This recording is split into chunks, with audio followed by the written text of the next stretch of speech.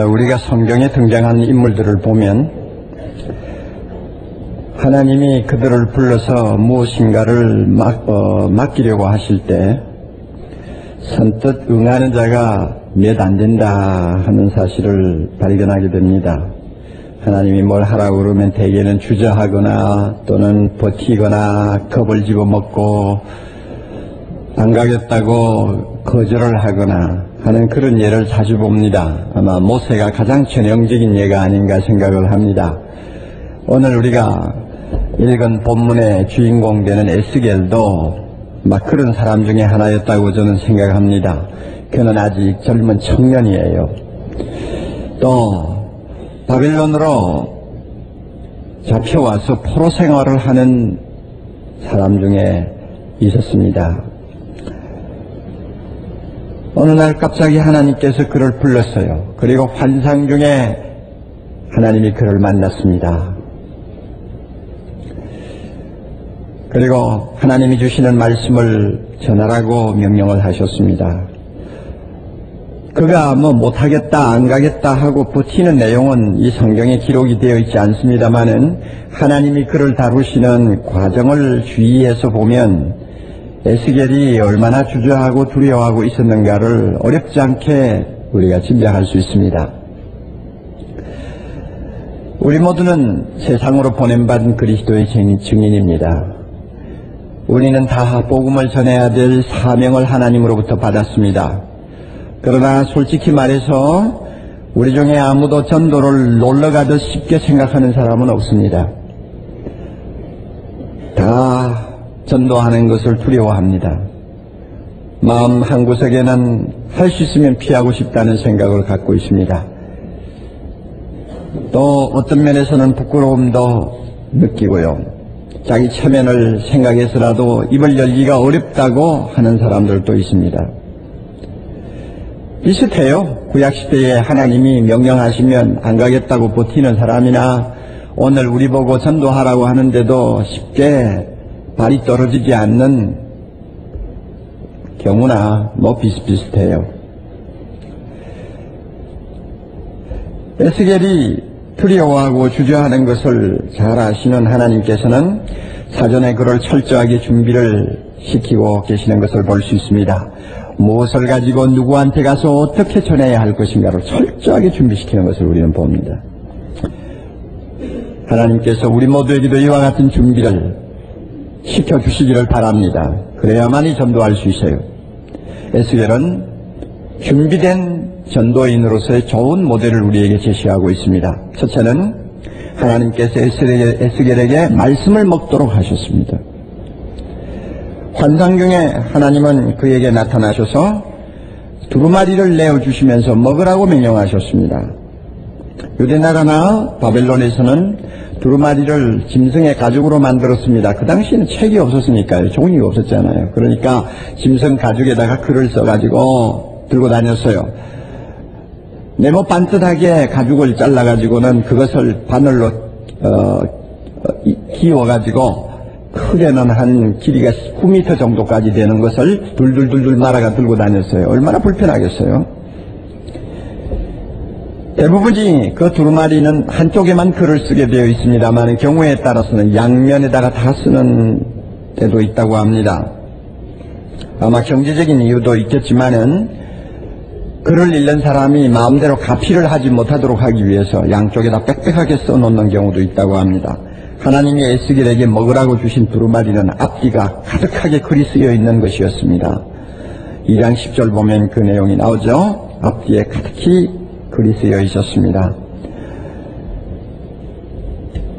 3장 1절 봅니다. 하나님께서 또 내게 이르시되 인자야. 인자는 에스겔을 부르는 하나님의 호칭이에요.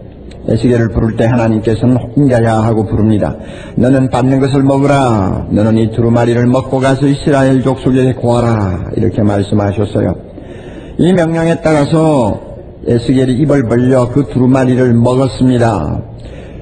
이거 환상입니다. 실제로 누가 그 두루마리를 먹을 수 있습니까? 아무도 못 먹어요. 환상 중에 하나님이 주시는 두루마리를 먹었더니 그 두루마리가 다 들어갔어요. 배 안이 가득했습니다. 그리고 여러분 3절 보세요. 내게 이르시되 인자야 내가 내게 주는 이 두루마리를 내 배에 넣으며 내 창자에 채우라 하시기에 내가 먹으니 그것이 내 입에서 달기가 꿀송이 같다고 그랬죠. 먹었더니 배가 든든했어요. 그리고 참 입에는 꿀송이처럼 달았습니다. 왜 두루마리를 먹으라고 하셨을까요? 이제 이 사실을 우리가 깨닫는 것이 중요합니다. 남에게 전하기 위해서는 자기가 먼저 그 말씀을 소화해야 합니다. 식탁에 있는 음식을 우리가 먹어야 나의 살과 피가 되듯이 하나님의 말씀을 먹어야 내 것이 되어 생각과 감정과 의지가 그 말씀에 사로잡히게 되는 것입니다. 자기 내면화 작업이라고 할 수 있죠. 요즘 말로 말하면 먼저 내가 말씀을 통해서 은혜 받는 것을 이야기하는 것입니다. 내가 먼저 하나님의 말씀을 먹듯이 내 안에 가득히 채우고 그 말씀이 참 입에 꿀송이처럼 단 말씀으로 받아들이지 않고 어떻게 남에게 확신을 가지고 전할 수 있습니까? 어떻게 남의 마음을 움직일 수 있습니까? 어떻게 감동을 줄 수 있습니까? 안 되는 거예요. 그렇기 때문에 하나님께서 에스겔 보고 먼저 먹어라 그렇게 이야기했어요. 사실 하나님이 에스겔에게 전하라고 주신 말씀은 좋은 이야기가 아니었습니다. 2장 10절에 보면은 그 두루마리 앞뒤에 애가와 애곡과 재앙의 말이 기록되어 있었다고 나와 있죠. 온통 슬픈 이야기만 가득해요. 하나님의 심판에 관한 이야기만 잔뜩 기록되어 있습니다. 그러므로 그 말씀이 입에 꿀송이처럼 달 수가 없었어요. 오히려 쑥과 같이 쓴 말씀이었습니다. 그럼에도 불구하고 에스겔이 먹으니까 달았어요. 왜 그럴까요?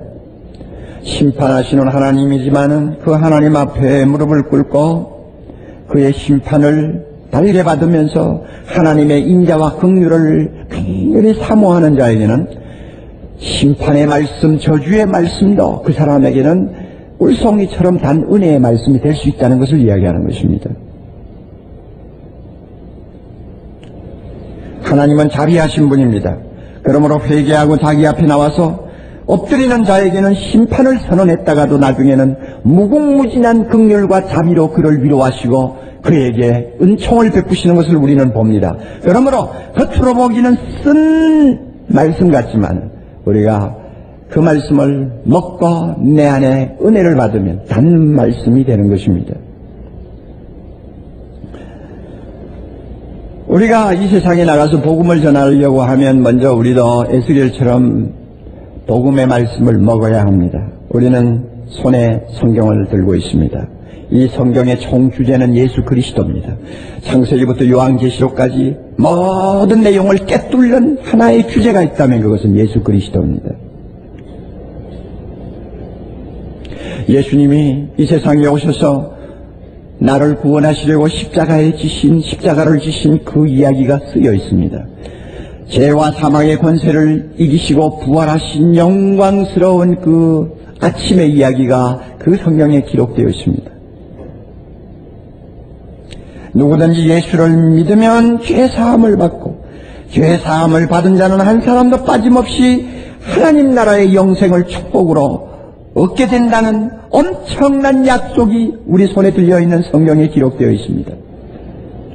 그러므로 이 말씀을 우리가 먼저 내 것으로 먹기만 하면 그 말씀이 내 입에 꿀송이처럼 달 수밖에 없습니다. 에스겔에게 준 하나님의 말씀이 심판과 저주를 가득히 담고 있어도 에스겔의 입에 꿀송이처럼 달았다면 나 같은 죄인을 구원하시기 위하여 하나님의 아들이 오셔서 십자가에 죽으시고 내 모든 죄를 다 씻어주시고 나를 무조건 하나님의 자녀로 삼아주시겠다고 하는 화려한 약속이 담겨있는 그 말씀이야말로 우리에게 얼마나 단 말씀이 되겠어요. 먹지를 않으니까 단지를 모르는 것이죠. 우리는 하나님의 이 영광스러운 복음의 말씀을 먹어야 합니다. 그래서 그 말씀이 우리 안에 풍성히 거하게 해야 합니다. 여러분, 우리가 왜 밤낮 없이 하나님의 말씀을 읽으려고 합니다? 먹기 위해서입니다. 우리가 왜 설교를 자주 들어야 합니까? 왜 차 속에 카세트 테이프를 넣고 설교를 계속 들으려고 합니까? 왜 성경 말씀을 공부하려고 합니까? 하나님의 말씀을 먹는 일입니다. 먹어야 내 것이 될 거 아니요. 먹어야 그것이 정말로 기쁜 소식이라는 것을 내가 알게 될 것 아닙니까? 여러분은 어떻습니까? 하나님의 말씀을 먹은 사람인가요? 그 단맛을 보고 있는 사람인가요? 하나님의 사랑을 묵상할 때마다 행복합니까? 행복하면 여러분은 하나님의 복음을 먹은 사람이요, 그 복음의 단맛을 아는 사람입니다. 나를 사랑하사 나를 위하여 자기 몸을 버리신 예수님의 십자가만 생각하면 가슴이 뜨거워옵니까? 그렇다면 먹은 사람이요, 그렇다면 단맛을 아는 사람이요.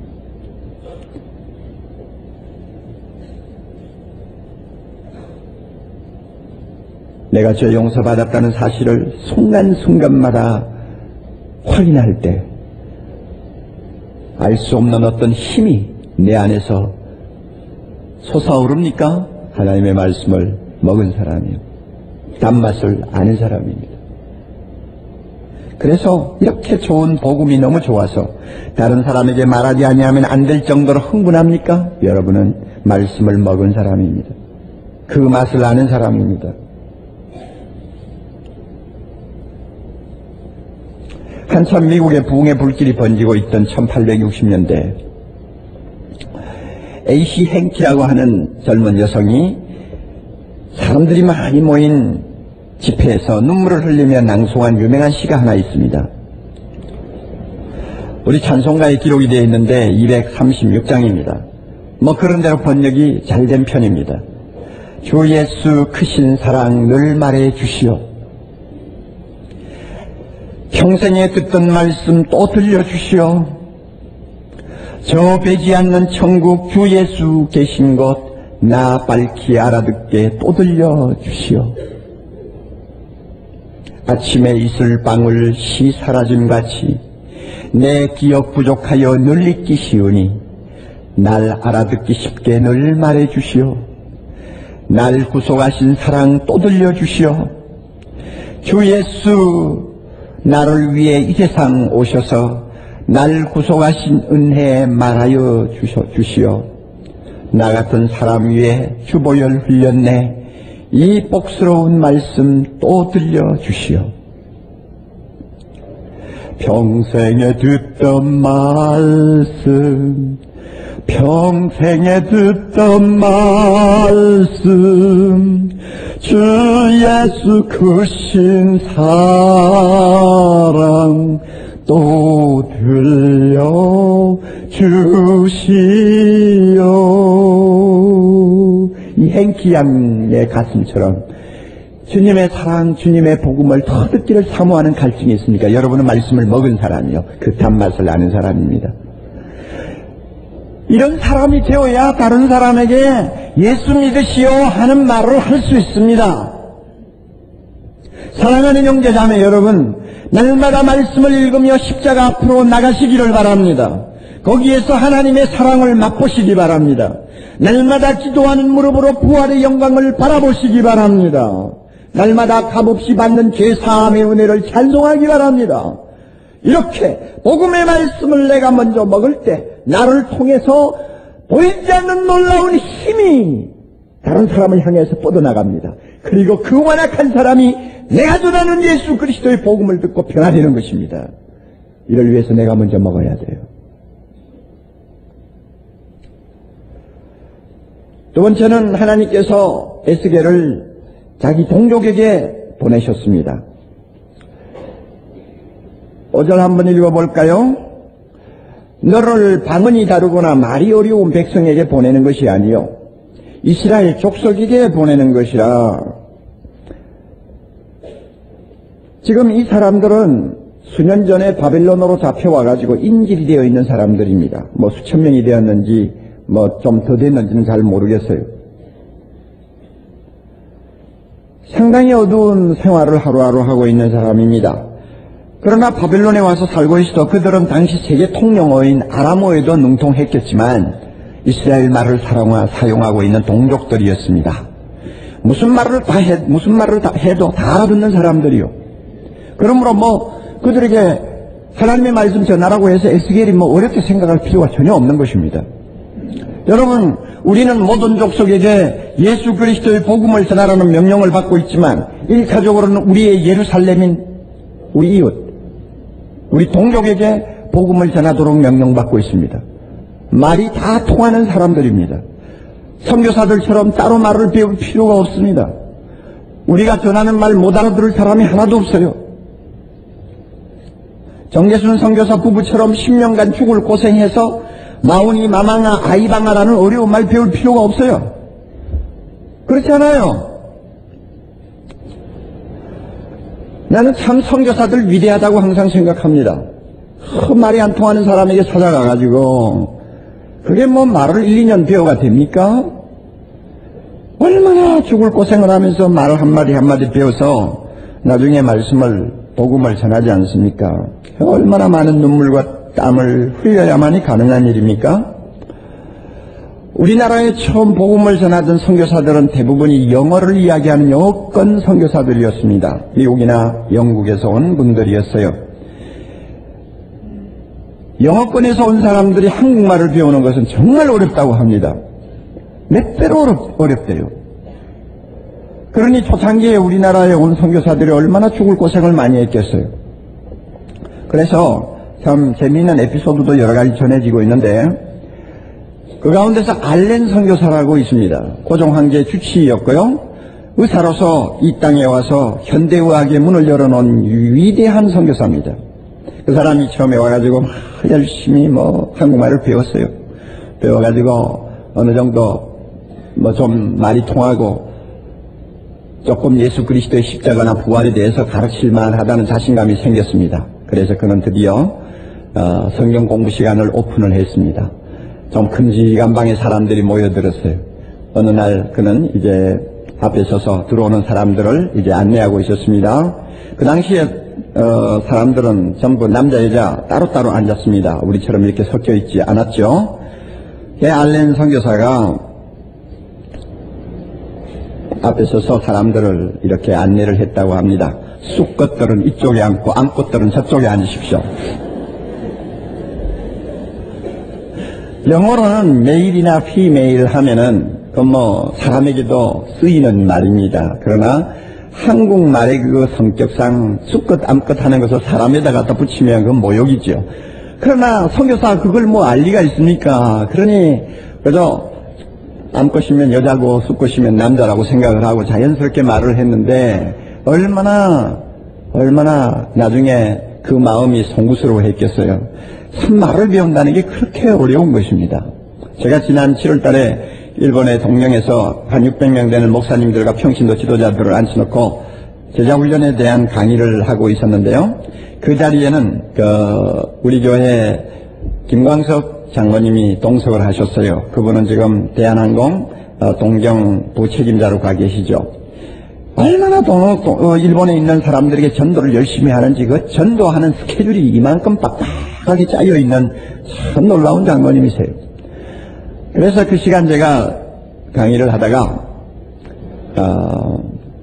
제자훈련을 하면은 사랑의 교회처럼 평신도, 아름다운 평신도 지도자들이 참 많이 생깁니다. 이런 이야기를 하면서 사랑의 교회는 목사의 길을 죽이는 평신도들도 참 많습니다. 그리고는 제가 김 장로님을 가리켜서 하는 말이, 여기에 그분 중에 한 분이 나와 앉아 있는데 저기 김광석 장로님이야말로 목사 뺨치는 사람입니다. 그랬어요. 저의 통역을 맡은 분은 한국어를 유창하게 하는 일본 목사님, 시미즈 목사님이었어요. 그러니까 너무 통역을 잘하니까 제가 안심하고 말을 하는 것이죠. 그러나 제가 일본 말을 잘 모르거든요. 모시모시 외에는 잘 몰라요. 그러니까 그 일본 말이 갖는 뉘앙스라든지 어감이 어떤 것인지 슬랭이 어떤 것인지 잘 몰라요. 그러니까 내 마음대로 찌꺼렸는데 옆에 시미즈 목사님이 잘 전달할 줄 알았어요. 그런데 목사 뺨칠라는 말을 우리나라의 어떤 뉘앙스를 가지고 전할 일본 말이 없었나 봐요. 그래가지고 그대로 김 장로는 옥 목사의 뺨을 친 사람입니다.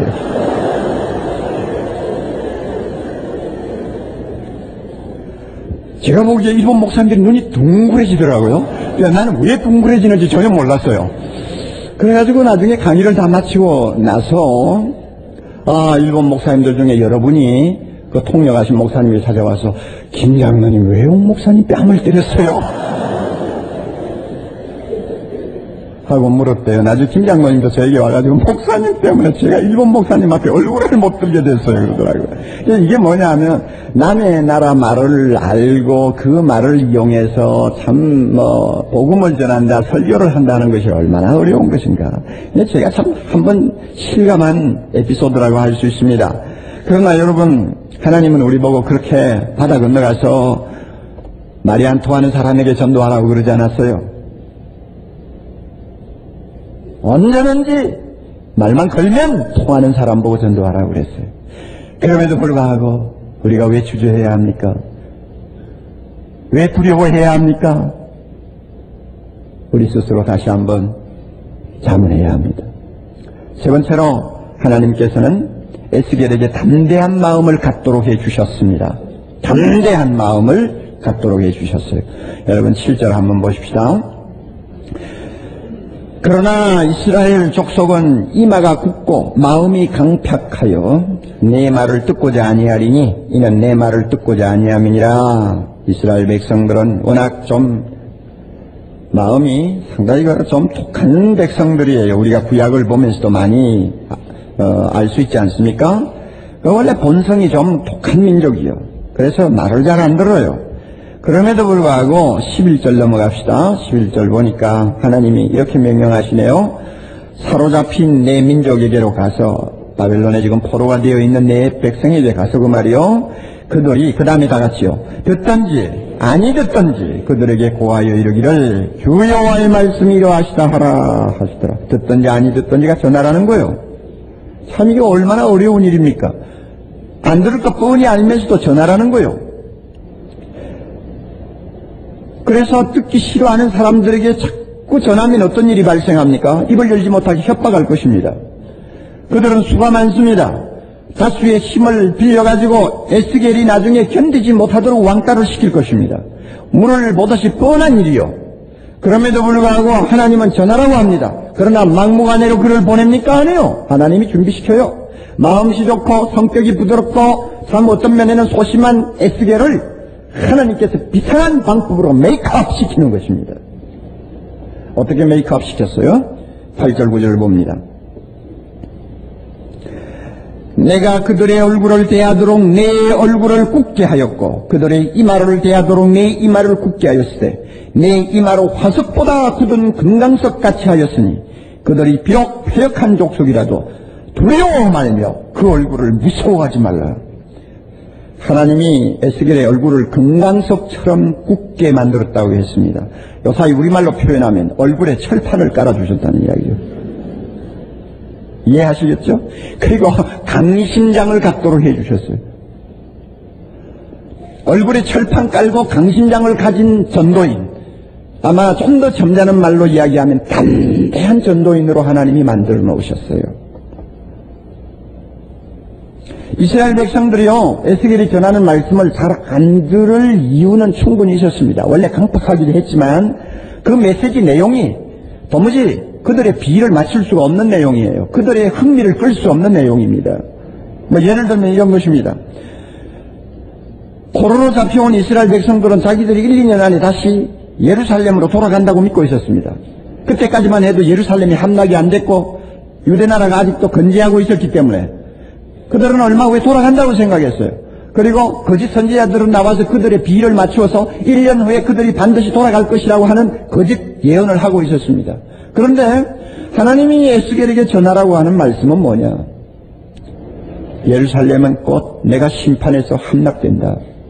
예루살렘은 반드시 함락된다. 너희들은 1년 안에 절대 못 돌아간다. 이 메시지요. 여러분 그 사람들이 잘 들으려고 할까요? 그리고 그 정도에서 끝나는 것이 아닙니다. 포로로 잡혀온 이스라엘 백성들은 과거에 우상숭배에 찌든 사람들이었습니다. 그들은 회개해야 돼요. 아직도 포로가 되어 왔는데 회개를 하지 아니하고 있어요. 마음이 아주 굳어 있어요. 그러므로 하나님이 보실 때 그들에게는 좀 징계하셔서 그들의 마음을 정결케 해야 될 좀 시간적인 여유가 필요했어요.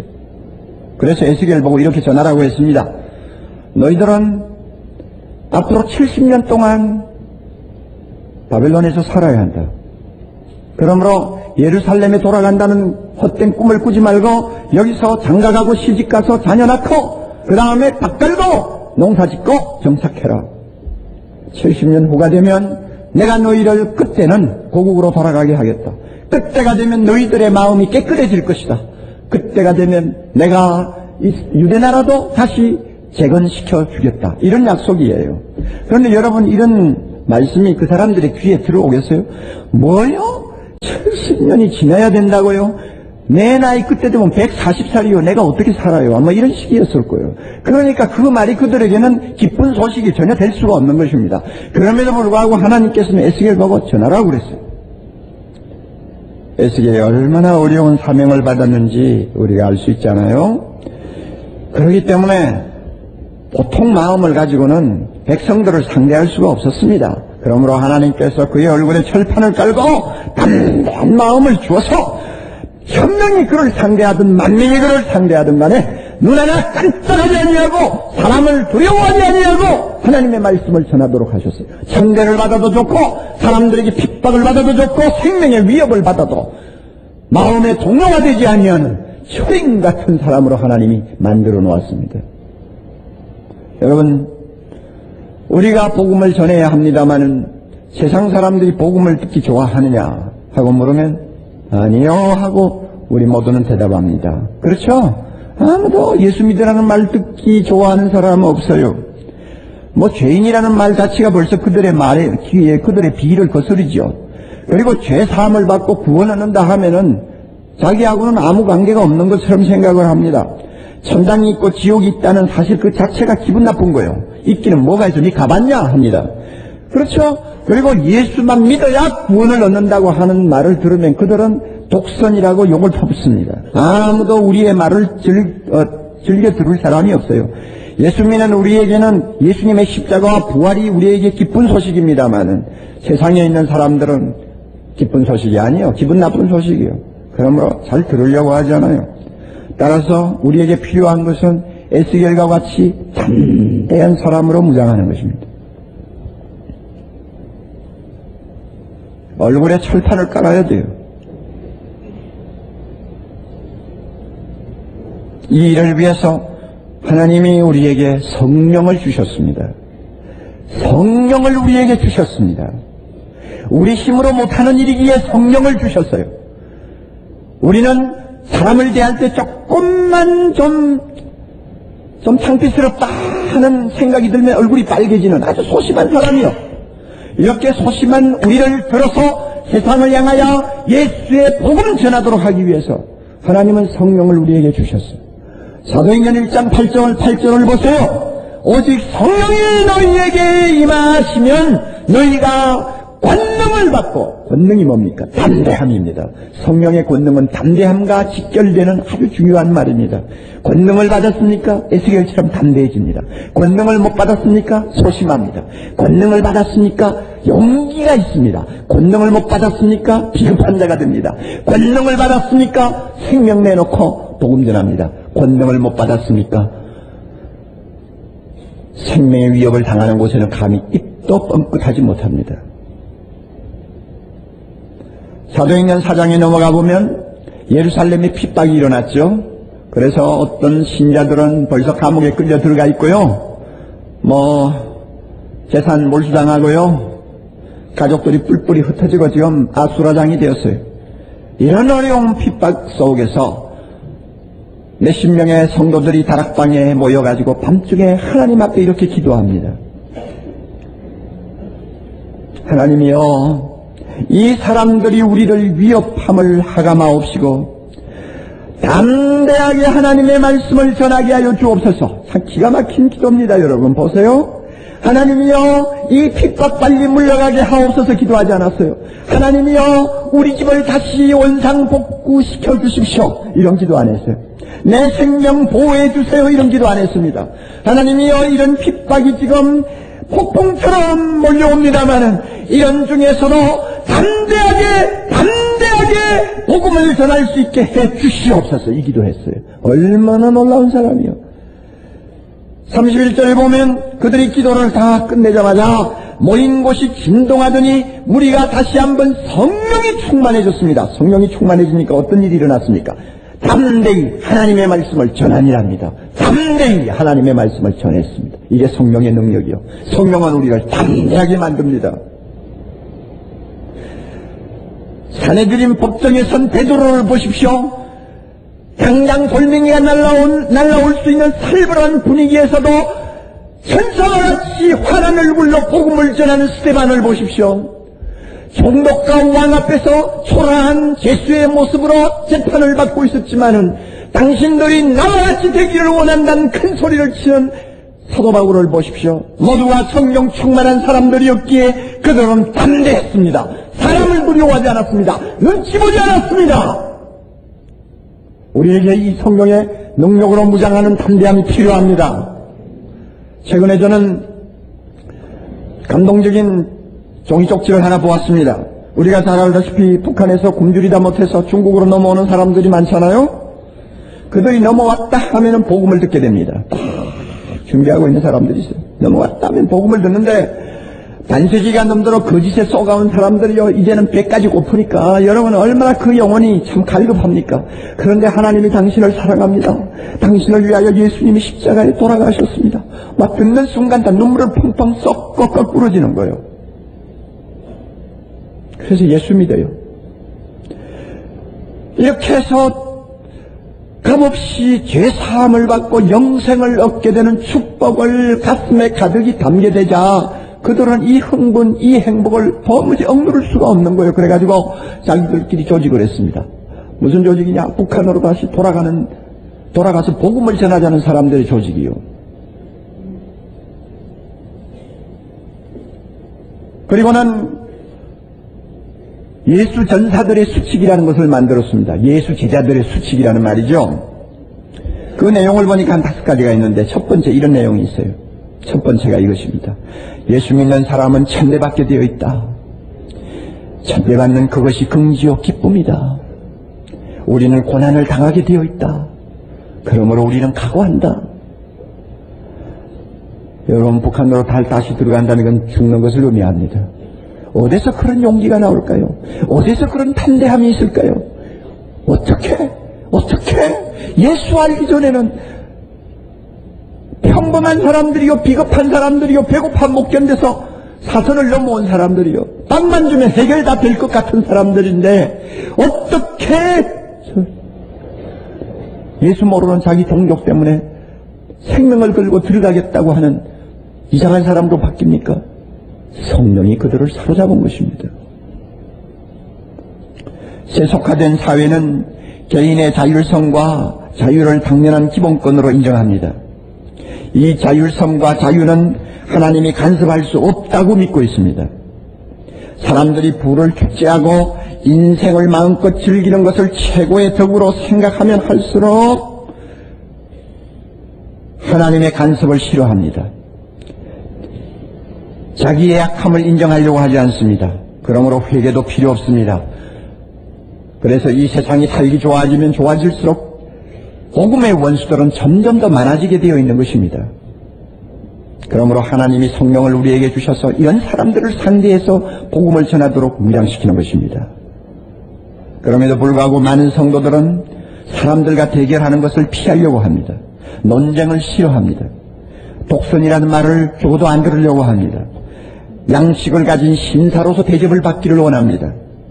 그러므로 복음을 담대하게 전하지를 못해요. 불행한 일입니다.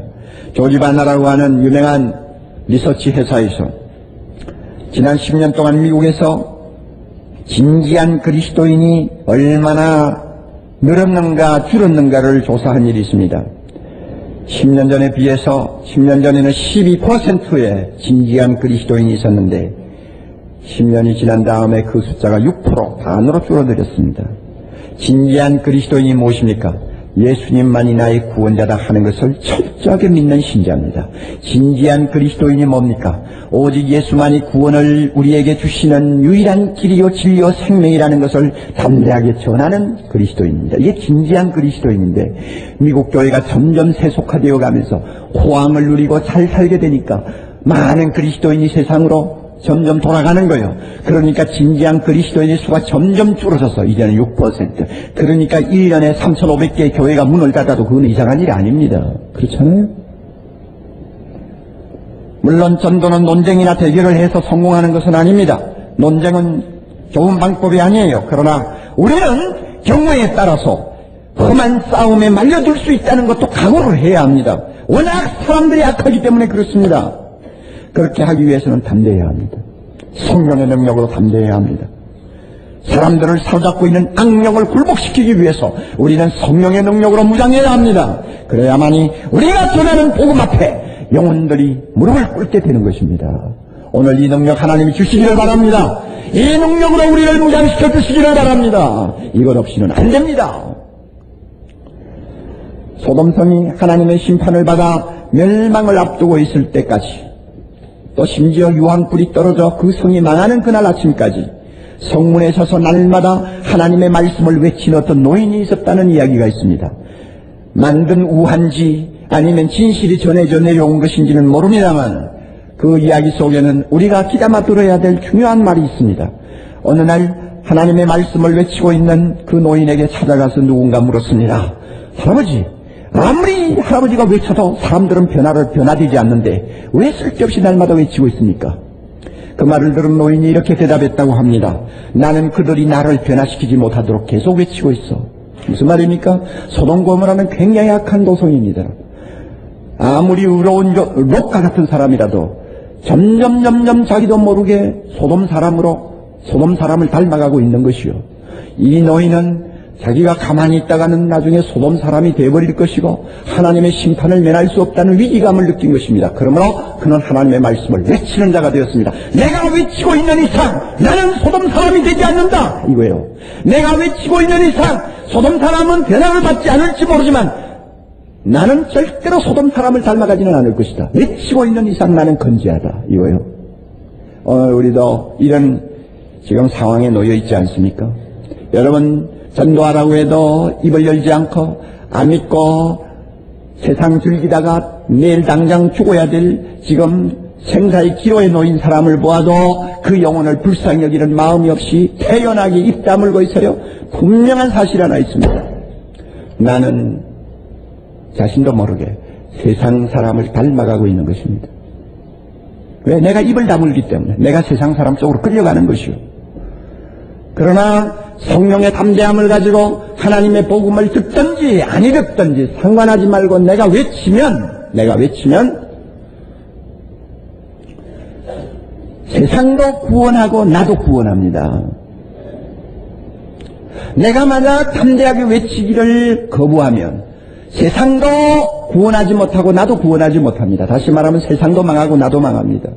잠잠한 교회는 결국은 세상을 닮아가게 되어 있고 세상을 닮아가는 교회는 반드시 망하게 되어 있습니다. 서북교회가 지금 우리에게 그것을 가장 잘 설명하고 있지 않습니까?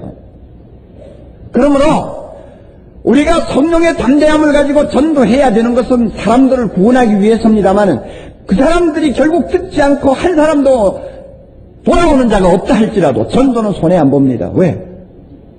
전함으로써 내가 사니까요. 전함으로써 교회가 건강할 수 있으니까요. 그러나 하나님께서는 그런 극단적인 상황에 우리를 몰아넣고 있지 않습니다. 지금이라도 전하면 많은 사람들이 구원을 받는 전도의 문이 열려 있습니다. 은혜의 문이 열려 있습니다. 그러므로 사랑하는 형제자매 여러분, 하나님의 말씀을 먼저 먹읍시다. 복음의 말씀을 내가 먹고 흥분합시다. 그 말씀 속에 행복을 찾읍시다. 그 다음에 내 동족이 옆에 있다는 것을 항상 인식합시다. 나는 그들에게 보냄받았다는 것을 늘 기억하고 삽시다. 그리고 성령의 담대함을 하나님께 구합시다. 그리고 그 담대함을 가지고 나가서 전도하면 엄청난 복음의 열매들이 오늘도 내일도 줄줄이 달려온다는 것을 여러분이 꼭 믿으시기를 바랍니다. 하나님이 아직 복음의 문을 닫지 않았습니다. 한국교회 버리지 않았습니다. 하나님은 아직도 은혜의 문을 활짝 열어놓고 있습니다. 아무리 예수 믿는 사람이 냄새를 피워도 아직도 하나님은 이 땅에 긍휼과 자비를 베풀고 계십니다. 그러므로 우리가 담대하게 전하기만 하면 하나님의 놀라운 역사가 일어나는 것을 믿으시기 바랍니다. 이런 담대한 성령의 은혜 우리 모두 이 시간 받을 수 있기를 바랍니다. 제가 기도하기 전에 여러분들이 해야 될 일이 하나 있습니다. 주보를 전부 내시기 바랍니다. 주보에 보면 대각성 전도 집회를 우리가 준비하기 위해서 기도 제목이 든 시트가 들어있는데요. 이거 절대 쓰레기통에 넣지 마세요. 이거 잘 성경 속에 끼워 넣으셨다가 기도할 때마다 내놓고 읽기만 해도 돼요. 하나님 앞에 그저 읽기만 해도 돼요. 꼭 매일매일 기도해 주시기를 바라고요. 또 하나는 주보 제 특별 지면이죠. 거기 보면 태신자 등록 카드가 나와 있습니다.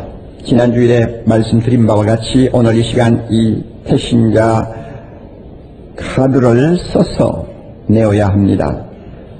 위에 있는 카드는 오늘 써서 헌금 시간에 같이 내는 것입니다. 밑에 있는 것은 내가 보관하기 위해서 그리고 항상 성경 속에 끼워넣고 기도하기 위해서 적어놓는 보관용 카드입니다. 이 시간 여러분에게 여러분의 태신자를 기도하는 마음으로 쓸 수 있는 시간을 드리겠습니다. 내가 쓰고 그들을 내 마음에 품으면 그들을 위해 기도하게 되고 기도하게 되면 하나님의 놀라운 일이 그들에게 기적이 일어날 수 있습니다. 먼저 기록하시는 여러분들의 성명, 전화번호, 다락방 소속, 또 다락방 소속이 안 됐으면 없다고 표 안 해도 됩니다. 그렇게 해서 자세히 쓰시고요. 태신자 성명을 밑에 쓰는데 오늘은 3사람까지 쓰시면 됩니다. 더 많은 분은 나가서 다음에 다른 용지를 사용해 가지고 등록시키기를 바랍니다. 이미 여러분이 적어내서 등록이 된 사람은 또 쓸 필요가 없어요. 아직 등록이 안 된 분들을 이 자리에 적으시기 바랍니다. 태신자를 적을 때 성명을 정확하게 적으세요. 성명을 모르면 다음에 알아가지고 써내시기 바랍니다. 201호 아주머니 이런 식으로 적지 마세요. 우리가 영혼을 구원하기 위해서 지금 기도하는 사람인데 201호 아주머니가 돼서 되겠어요. 이름을 정확하게 알아야죠. 그리고 생년월일은 그저 30대면 30대, 40대면 40대 이 정도 적어줘도 좋고요. 전화번호와 주소는 정확하게 기록해 주셔야 됩니다. 왜냐하면 이 정보가 살아있는 효율적인 정보가 되기 위해서는 소스가 정확해야 돼요. 그래서 집회에 와서 복음을 듣고 구원을 받아도 우리가 그들을 접촉해야 되니까 소스가 있어야 돼요. 또 대각성 전도 집회에 와서 복음을 들어도 반응을 보이지 않고 가도 우리는 계속해서 그들을 위해 기도하고 그들과 접촉하기 위해서는 이 주소와 전화번호 소스가 대단히 중요합니다. 이것을 여러분이 아시고 정확하게 기록해 주시기를 바랍니다. 한 1, 2분 여러분에게 시간을 드리겠습니다. 찢으시기 바랍니다. 위에 찍고 손에 들고 있다가 나중에 헌금 시간에 같이 넣어주시기 바랍니다. 그리고 오늘 쓰지 못하신 분들은 언제든지 기회가 있습니다. 마당에 와서 써서 내셔도 되고 헌금 시간에 내셔도 됩니다. 우리 같이 기도하겠습니다.